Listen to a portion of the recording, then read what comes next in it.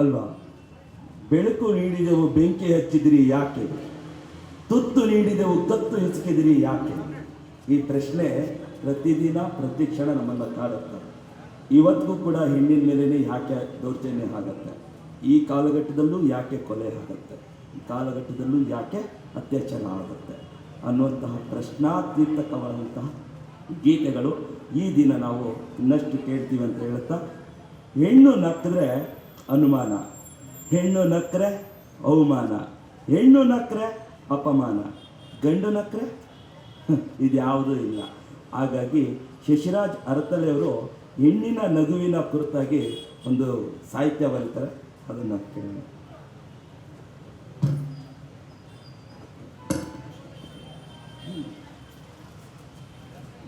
ಹೂನಗೆ ಹಾಲಗೆ ಜೇನಗೆ ಹಾನಗೆ ಈನಗೆ ಹಲವು ಬಗೆ, ಹಾನಗೆ ಹೀನಗೆ ಹಲವು ಬಗೆ. ಹೂನಗೆ ಹಾಲಗೆ ಜೇನಗೆ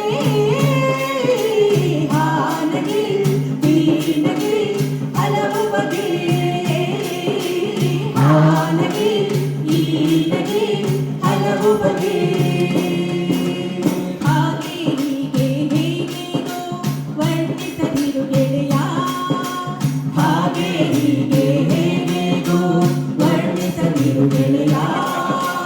ಹಲವು ಬಗೆಯಲ್ಲಿ ಹೆಣ್ಣಿನ ನಗೆಯ ನೋಡದಿರು ಗೆಳೆಯ, ಹಲವು ಬಗೆಯಲ್ಲಿ ಹೆಣ್ಣಿನ ನಗೆಯ ನೋಡದಿರು ಗೆಳೆಯ.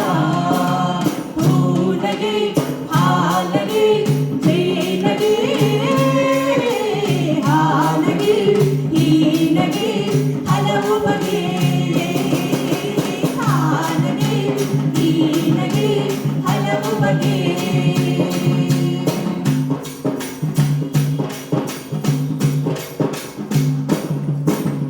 ನನ್ನ ನಗೆಯನ್ನು ನೋಡಿ ಪ್ರಶ್ನಿಸಬೇಡ, ನಗೆಯನ್ನು ನೋಡಿ ಪ್ರಶ್ನಿಸಬೇಡ, ನಗೆಯನ್ನು ನೋಡಿ ಹಂಚಿಸಬೇಡ, ನಗೆಯನ್ನು ನೋಡಿ ಹಿಂಸಿಸಬೇಡ. ನಕ್ಕಾಗ ನಗು ನಗುತ್ತಾ ನಗಿಸು, ನಕ್ಕರೆ ನಗುವುದು ಜಗತ್ತು, ನಾವು ನಕ್ಕರೆ ನಗುವುದು ಜಗತ್ತು.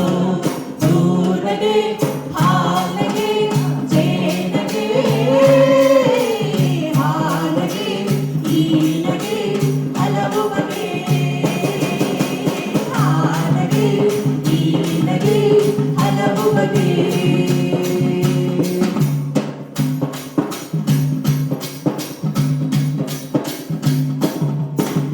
ಬಣ್ಣ ಬಣ್ಣದ ಮಾತುಗಳಿಂದ ಬಣ್ಣಿಸದಿರು ನನ್ನ, ಹೋಲಿಕೆಯಾಗದ ವಾಕ್ಯಗಳಿಂದ ಬಣ್ಣಿಸದಿರು ನನ್ನ.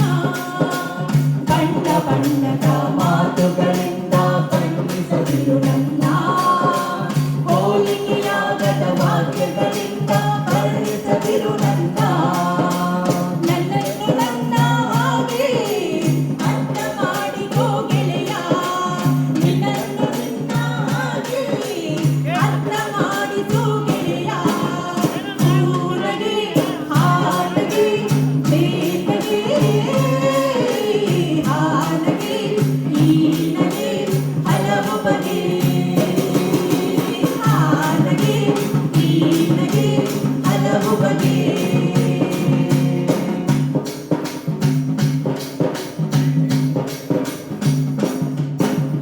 ನನ್ನ ನಗೆಯನ್ನು ನೋಡಿ ಅನುಮಾನಿಸಬೇಡ, ನಗೆಯನ್ನು ನೋಡಿ ಅನುಮಾನಿಸಬೇಡ, ನಗೆಯನ್ನು ನೋಡಿ ಅವಮಾನಿಸಬೇಡ, ನಗೆಯನ್ನು ನೋಡಿ ಅವಮಾನಿಸಬೇಡ.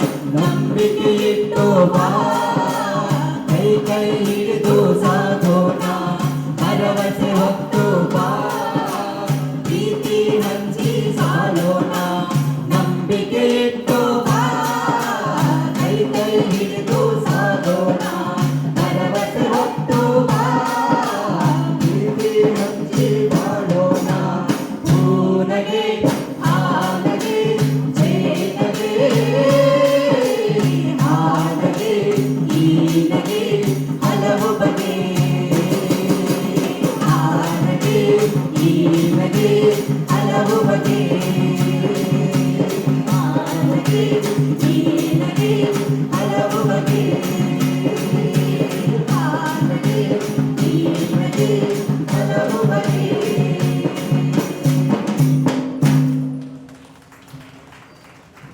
ಬಣ್ಣ ಬಣ್ಣದ ಮಾತುಗಳಿಂದ ಬಣ್ಣಿಸದಿರು ನನ್ನ, ಹೋಲಿಕೆ ಆಗದ ವಾಕ್ಯಗಳಿಂದ ವರ್ಣಿಸದಿರು ನನ್ನನ್ನು ನನ್ನ ಹಾಗೆ ಅರ್ಥ ಮಾಡಿಕೋ ಗೆಳೆಯ, ನಿನ್ನನ್ನು ನಿನ್ನ ಹಾಗೆ ಅರ್ಥ ಮಾಡಿಸು ಗೆಳೆಯ.